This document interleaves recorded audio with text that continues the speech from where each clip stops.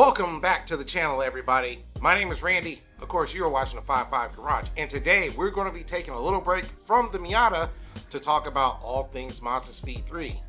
So like I said, this video is going to be very Mazdaspeed 3 centric. There are a couple things that I want to talk about in this video. Number one, I have been getting a lot of questions about basic Mazdaspeed 3 modding, and some of those questions, I feel like if you're going to be working on this car, if you're going to be modifying this car, these are the things that you need to know before you start the process. So I want to talk about that as well. I want to address some concerns that people have been having. I've been getting comments on whether or not I have sold my Mazdaspeed 3. As you can see behind me, it's sitting right here. So no, I didn't sell it. There's also some questions that people have asked me that I want to address in this video as well. This is going to be a different style of video than I normally have on this channel. I won't be putting on any parts today.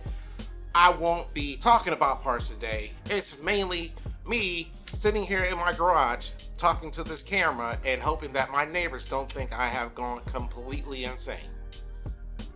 Let's get into this Mazdaspeed 3 modding talk. Now, one of the first things I try to impress upon people before they begin the modding process is to get their car in the best stock condition possible.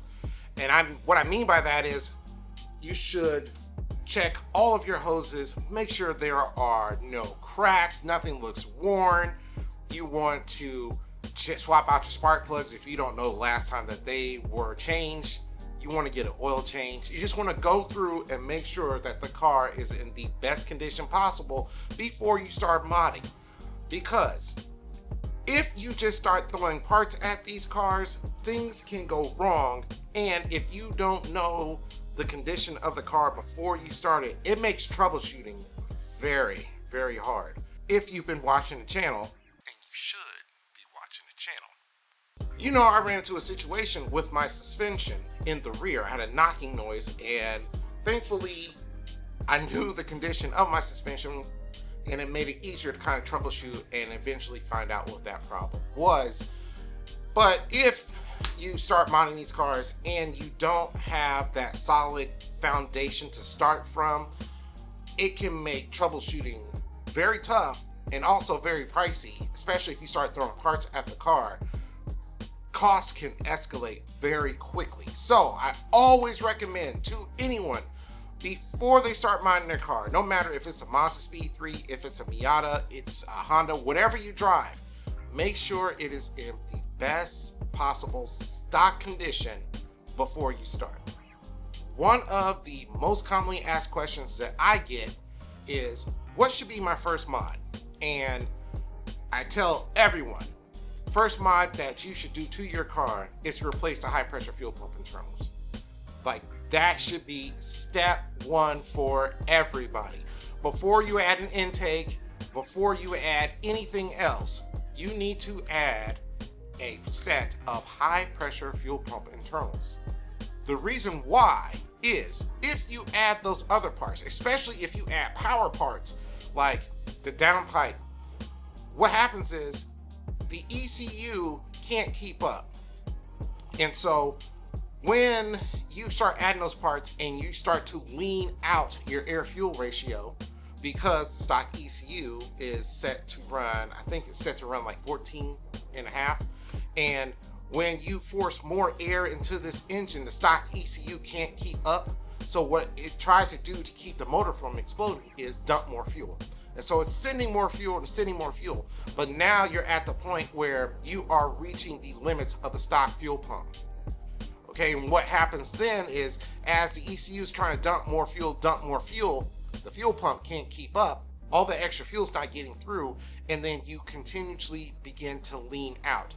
And under wide open throttle with a turbo and you lean out, one of your pistons is going to decide it wants to be an astronaut and try to achieve low Earth orbit. The number one mod that you should do first is the high pressure fuel pump internals. It's a safety deal as well.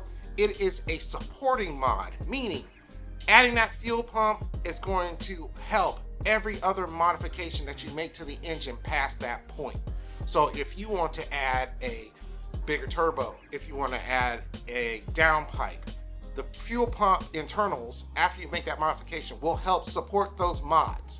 So that's why it's very important. That should be the #1 mod that you start with. I almost feel like I should tell you guys to have a notebook out and write this down, and like there'll be a quiz. Coming in on the heels of talking about the fuel pump, the next bit of information I feel that every new Mazdaspeed 3 owner that wants to mod their car should understand is there are 3 major bottlenecks to the performance of the Mazdaspeed 3. #1 is the fuel pump, which we just talked about. #2 is the intake, and #3 is the downpipe. So we've already talked about the first bottleneck, which is the fuel pump, and the second one I want to talk about is the intake. The intake from factory is pretty restrictive. Now the section of the intake, and we'll call that the short ram, because that's usually the first thing that people are going to want to swap out when they start talking about their intake, usually has the MAF housing in it. But the restrictive part is actually a turbo inlet pipe that sits behind it. And somewhere on the screen, I'll have a diagram kind of explaining what I'm talking about.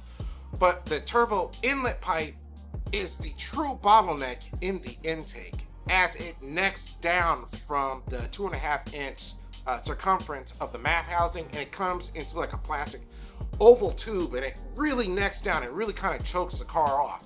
And that is why when you replace it with a turbo inlet pipe that keeps that circumference all the way to the filter, that's where you see the performance increase. I know that when people are looking for an intake, they really don't want to drop that $250, $260 it takes to get the short ram with the turbo inlet pipe. But I highly stress to you, if you want to make actual performance gains, get the turbo inlet pipe. You need it. It will make substantially more power than the stock intake. It will make more power than just adding that short ram out front. And the added benefit is you actually get to hear your turbo spool when you put on a turbo inlet pipe. When you just add the short ram out front, it really doesn't do a lot because that bottleneck is still existing behind it. But man, once you swap out that turbo inlet pipe, you hear your turbo, and that's kind of one of the reasons why you buy turbo cars, because you want to hear the turbo spool, other than like the power, but mostly the sound. You want to hear the whoosh whoosh noises, and that's how you do it. So when you go to replace the intake, get the turbo inlet pipe. You will not be disappointed. The last bottleneck we're going to talk about is the exhaust bottleneck. And a lot of people think when you're talking exhaust bottlenecks that it is going to be like the muffler, or it's going to be removing the catalytic converters. On this car, it is not. The actual exhaust bottleneck is going to be the downpipe. Now, the downpipe is the true restriction. It's the last piece that you need to replace in order to start unlocking the horsepower potential of this car. It is also a pain in the you-know-what to remove. So just know that part going into it. But the pain of taking it out is definitely worth it. And I'll answer this question because someone asked me of this, and I'll answer it later. I'll get into detail. But for me, from my experience, the downpipe was the biggest bang for the buck mod that I have made to the car. When I swapped out that stock downpipe and replaced it with the aftermarket downpipe, that's when you could tell that the turbo was actually beginning to breathe. I went with a 3-inch downpipe, and my exhaust is 3-inch all the way back. But once you increase that airflow, so now you have the engine where it can accept more fuel easily. It can now inhale much better than it did before. As well, it can exhale without any bottlenecks. That really begins to open up the performance on this car. Those 3 things are what I consider to be the building blocks of making a performance with the Mazdaspeed 3 engine. You can get them in stages, but if you're truly going to unlock the power of this car, those are the 3 building blocks that you have to have.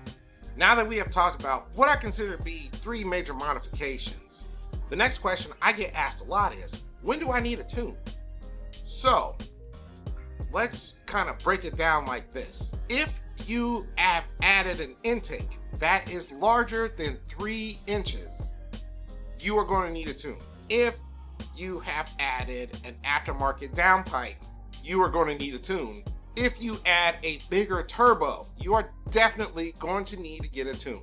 When you add power adders and they are larger than the stock parts that were on the car, you are definitely going to need to get a tune. The ECU is not going to have the right parameters to ensure that those parts are going to work at their optimal efficiency. If you add them and you don't get a tune, you run a very, very, very high chance of running lean, and that's going to cause you some very expensive problems. But for the most part, if you stick to what I just told you, you should be good. Now that we have all that stuff out of the way, we can get to some actual questions that you, the viewers, want to ask me, which is interesting because I've never really done a Q&A before. So we'll see how this goes, and if I enjoy it, and if you guys enjoy it, then maybe I will do more of them in the future. So as you see, I got my notebook here. The first of the Q&A questions comes from Adam Lorenzo Rasp, and he asked, what's your favorite part about your build in particular and for the speed platform in general? So thank you, Adam, for that question. And for me, as I alluded to earlier, one of the favorite parts that I added to my car personally is when I swapped out to that TPE downpipe. And I mean, it really woke the car up. And from that point, when I installed it, I had just a OTS map just to get me going until I could get the car tuned. But after I got it tuned, I mean, that mod made the biggest difference to me versus the other things I had done to the car up until that point. It was also one of the more expensive mods I had done at that point, but it was nice to see the returns that I got once I added it. And in general, I think that it's one of the best bang for the buck mods that you can make to a Mazdaspeed 3. Of course, you got to have the other supporting mods to really unlock its full potential. But for me, once I added that downpipe, man, it really changed the way that the car performed, to me at least. If I can throw in another one, it's when I added coilovers, because I'm more of a corner guy. I'm not exactly a straight line speed kind of guy. I like driving in twisties.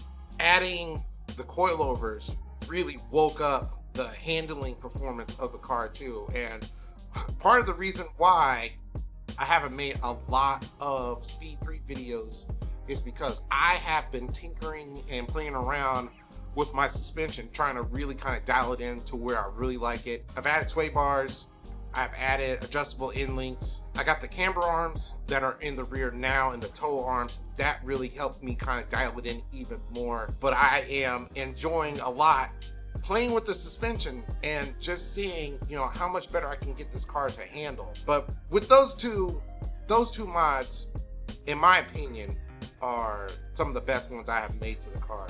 And I highly recommend anybody definitely get a downpipe, and you will see like the way that the car should have came from Mazda stock is the way that the car feels when you add downpipe. So I hope that answers your question.